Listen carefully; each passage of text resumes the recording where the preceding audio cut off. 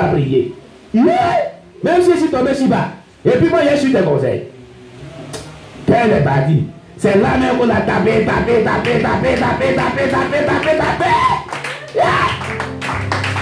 Alléluia. On a appuyé sur l'accélérateur même dans tous les points. On envoie mettre des missiles encore plus. Oui, donc souvent ces choses nous parviennent pour nous dire que nous sommes dans la vérité. Et nous devons continuer dans la vérité. On priait une nuit avec ces prières prophétiques. Ça a commencé sur Willy. Willy, le petit-fils de maman Déborah, il était assis là. On priait intensément arrivé. Il dit, il y a des choses. Vous attendez les cris des gens qui pleurent là aussi. Il y a des gens qui crient dans la prière. Ils pleurent. Il dit, il pleure comment? Il dit, c'est les pleurs de détresse. Vous n'avez pas là aussi. Il dit, ah d'accord. On va accélérer les montres de bien. Alléluia. Deuxième personne, c'est Abigail. Abigail qui a les enfants là-bas. Elle a dit aussi une nuit. Elle dit, ah, j'attends des cris, hein, des gens qui pleurent. Qui pleurent les pleurs de détresse. Surtout quand vous orientez les prières, puis les gens pleurent. Et puis, il n'a pas encore pleuré. Quand il ne laisse pas la vie des gens, vont pleurer. Donc, voici ces prières prophétiques lyriques sont très redoutables. Mais si vous voulez les voir efficaces, ils ont 3 codes. Et je vais vous donner ces codes dans ces passages bibliques. Ils vous sécurisent en même temps ces codes. Ils vont de pair avec ces codes-là. Amen. Parce qu'il y a un retour. Quand ils attaquent fortement le monde des ténèbres, il y a un retour puissant qui vient. Il faut te sécuriser. Il faut te sécuriser. Ces codes-là. Tu veux les voir efficaces et te sécuriser. Le premier code. Donnez un micro dans l'assemblée. Viens prendre un micro. Et puis on lit. Viens prendre le micro, mon fils. Prends le micro là-bas. Et puis on nous fait la première lecture. Oui, prends. Celui qui va faire la lecture, il lève son doigt. Voilà. Amen. Le premier code. Jean chapitre 9, verset 31. Il va prendre la lire. Jean chapitre 9, verset 31.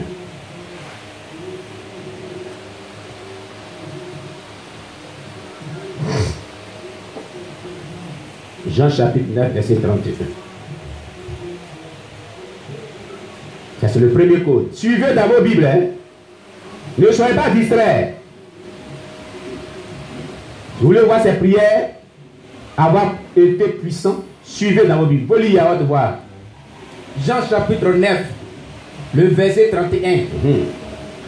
Nous savons que Dieu n'exauce point les pécheurs. Mais si quelqu'un l'honore, il fait sa volonté. Sa volonté, c'est celui-là qu'il exauce. Très bien. Amen. Ça, c'est le premier code. Nous savons que Dieu n'exauce point les pécheurs. Mais si quelqu'un l'honore et fait sa volonté, c'est celui-là qui exauce. L'objectif des prières et toutes sortes de prières qu'on adresse à Dieu, c'est pour avoir l'exaucement. Être exaucé, c'est de recevoir de Dieu ce qu'on recherche avec Dieu. N'est-ce pas? N'est-ce pas? Alléluia! Est-ce que quelqu'un m'écoute très bien? Tu es venu ici, tu pries pour un sujet qui te tient à cœur. Tu veux l'exaucement. C'est pas ça? Dieu te dit, Dieu n'exauce pas le pécheur. Dieu là, il n'exauce pas le pécheur. Donc si tu veux être exaucé là, c'est pour ça qu'il te dit, il faut haïr le péché sur toutes les formes.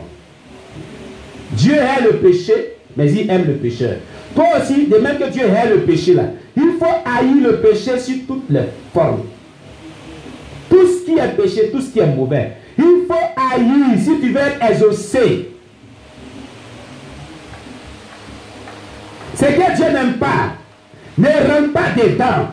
Ce qu'on te dit de faire, fais-le. Tu comprends?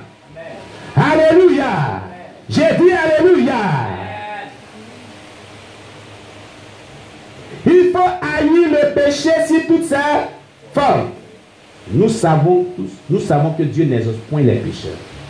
Tu pries, c'est pour être exaucé. Voilà pourquoi depuis que longtemps tu pries et que tu n'es pas exaucé. Parce que tu es dans le péché. D'une manière ou d'une autre, on te retrouve dans le péché. D'une manière ou d'une autre, on te retrouve dans le péché. Tu dis que toi, tu n'es pas dans le péché d'impudicité, mais tu es dans le péché des calomnies, critiques. Tu dis que tu n'es pas dans le péché d'adultère, mais tu es dans le péché de papaponnage, c'est-à-dire papatoya, rapportage. C'est péché. Comment est-ce que tu péché qui va te donner? Et ça ouvre les portes et les démons viennent dans ta vie. On les chasse, ils viennent. On les chasse, ils viennent. Quand c'est comme ça, moi ici, j'ai expérimenté dedans, je connais ça. J'ai été regarder. Et un jour, tu vas partir. Je t'ai déjà prévenu, tu es ici, c'est pour quelque chose. Et je te prêche la parole de Dieu, je te dis quelque chose, il faut suivre cela. Quelqu'un comprend ce que je viens de dire?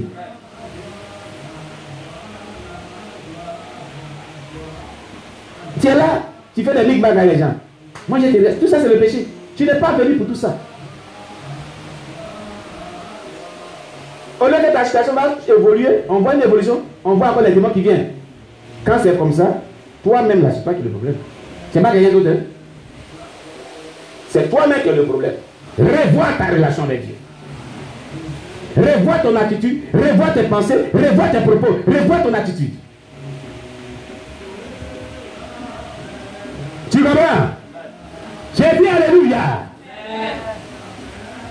La deuxième partie de ce passage dit, mais celui qui fait sa volonté, c'est lui qui l'exauce. La volonté de Dieu consiste à marcher selon sa parole et selon son Esprit Saint. On connaît la volonté de Dieu au travers de la parole de Dieu. On connaît la volonté de Dieu au travers du Saint-Esprit. Ce sont des telles personnes que Dieu exauce. Ils ne vivent pas dans le péché. Ils vivent selon la parole de Dieu, que la volonté de Dieu écrite, la Sainte Doctrine, et ils vivent par le Saint-Esprit. Ils marchent par le Saint-Esprit. C'est l'air conduit par le Saint-Esprit, que la volonté de Dieu révélée par Dieu. Voilà des telles personnes que Dieu exauce. Plein d'onction. Quand il crie à Dieu, Dieu donne l'exaucement. Donc si tu remplis ces conditions-là, avec ces prières-là, tu es victorieux, tu es protégé. Aucun démon, aucun sorcier va venir encore t'aberner. En un rien de temps, tu seras libéré. Quelqu'un qui a pensé que tu allais être libéré pendant des mois, là, tu es libéré en même temps.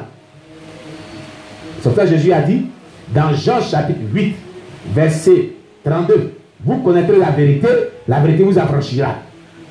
Voilà la vérité qui est là. Tu es libéré en même temps. C'est le premier code. Le premier code. Pour obtenir de Dieu tout ce qu'on veut. Que ce soit guérison, que ce soit délivrance, que ce soit libération, que ce soit salut, que ce soit protection, que ce soit victoire sur nos ennemis. Voici le premier code. Ce qu'on vient de dire là, c'est ça qui va t'accorder. Suis ça seulement. L'homme peut te mentir pour dire ainsi, mais la parole de Dieu peut te mentir. La parole de Dieu que tu attends, la peut te mentir. Hein? Répondez-moi bien. D'accord. La parole de Dieu ne peut pas te mentir. Suis la parole de Dieu et ta vie sera libérée. Alléluia. Deuxième code. Pour être exaucé, pour que les prières soient efficaces. Le premier code là, il nous donne tout ce qu'on veut. Tout ce qui est prié. Parce que le moyen par lequel on obtient de Dieu quelque chose, c'est par la prière qu'on adresse à Dieu par la foi. Suivi de sainteté. C'est tout. Voici les éléments qui font que la prière est exaucée. Le pont qui nous relie à Dieu, c'est notre foi. Maintenant, quand on veut obtenir de Dieu quelque chose, à moins que Dieu nous fait grâce par surprise, le moyen que Dieu utilise, c'est le moyen de la prière. On adresse ses prières à Dieu. Par la foi. Tout en demeurant dans la sanctification et dans la volonté de Dieu. C'est ce qui fait qu'on obtient de Dieu, c'est que Dieu, ce qu'on veut qu'on obtient de Dieu. Ça fait d'une des personnes qui craignent Dieu. Or, la Bible déclare que Dieu accorde le désir de tous ceux qui le craignent. Tu comprends? Donc, celui qui craint Dieu, voici les éléments qui vont l'amener à recevoir de Dieu tout ce qu'il veut. Celui qui craint Dieu est une personne, premièrement, qui s'est sanctifié en se détournant de tout péché, en haïssant le péché. C'est le fondement. C'est-à-dire qu'il s'est répandu de tout péché, toute iniquité. Il n'est pas dans n'importe quoi. Les iniquités que j'appelle les péchés. Il s'est détaché de toute forme. Il hait le péché sur toutes les formes. Donc il s'est répandu des péchés. Deuxième, il vit une vie de foi. Il marche selon la parole de Dieu et selon le Saint-Esprit. Deuxième, vie de foi. Troisième, il marche selon la parole de Dieu et selon le Saint-Esprit. Quatrième, le résultat se donne, et donc la crainte de Dieu dans son cœur. C'est en ce moment maintenant que, quand il crie à Dieu, c'est que son cœur désire, Dieu lui accorde, parce que la crainte de Dieu est basée sur ces éléments-là. Or, la Bible dit, Dieu accorde les désirs du cœur de ceux qui le craignent. Tu comprends? Ton désir, c'est la délivrance. Ton désir, c'est la guérison. Ton désir, c'est l'obtention du mariage. Ton désir, c'est que tes affaires prospèrent. C'est que tu aies un emploi. Ton désir, c'est de vivre la sainteté pour hériter le roi des cieux.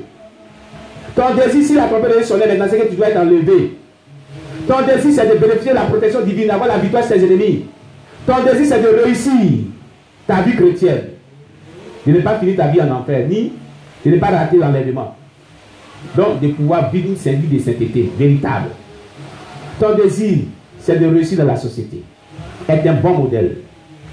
Mais si tu ne remplis pas ces conditions, comment est-ce que tu vas obtenir cela? Il ne se passe que quelqu'un m'écoute très bien et me comprend bien ce matin. Alléluia! Passons au deuxième code.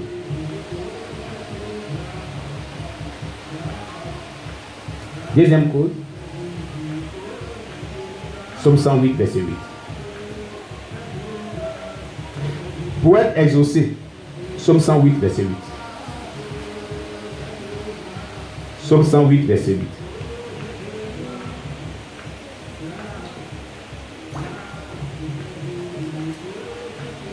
Amen. Psaume 108, oui. Le verset 8.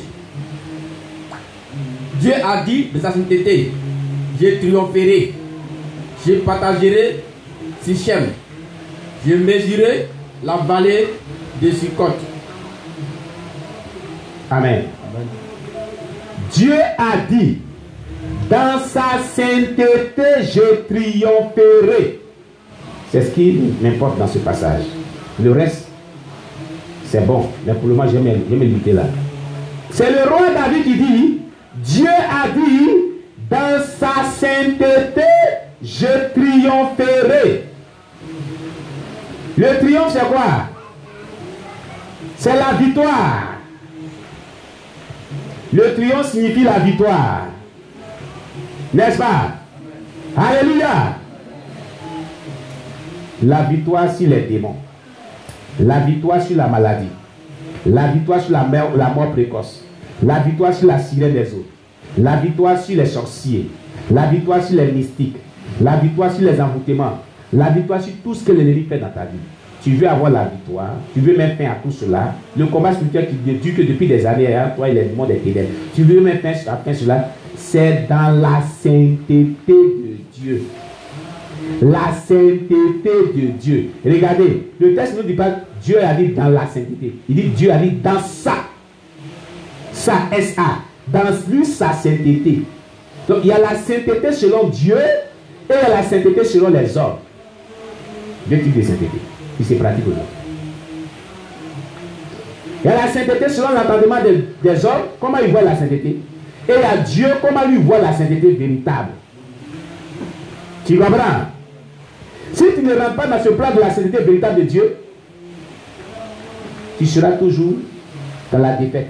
Dans la défaite. Les attaques là viennent seulement. Et toi, tu ne résistes pas, tu n'as pas l'autorité, tu es dans la défaite. Tu ne résistes pas, tu n'as pas l'autorité, tu es dans la défaite. Tu ne résistes pas, tu n'as pas l'autorité, tu es dans la détresse. Et c'est ça seulement. Tu ne résistes pas, tu n'as pas l'autorité, tu es dans la détresse. Tu ne résistes pas, tu n'as pas l'autorité, tu es dans la détresse. Merci Seigneur. Dispose son esprit. Au nom puissant de Jésus Nazareth, tout esprit qui parle son esprit soit brisé. puissant de Jésus. Puissant son esprit. Feu contre ces démons qui font que ses yeux tiraillent. Feu, non, puissant de Jésus. Que son esprit soit disposé et connecté à ce culte. Au nom puissant de Jésus. Et son esprit n'est pas valable plus. Alléluia. Et qui suit bien ce culte.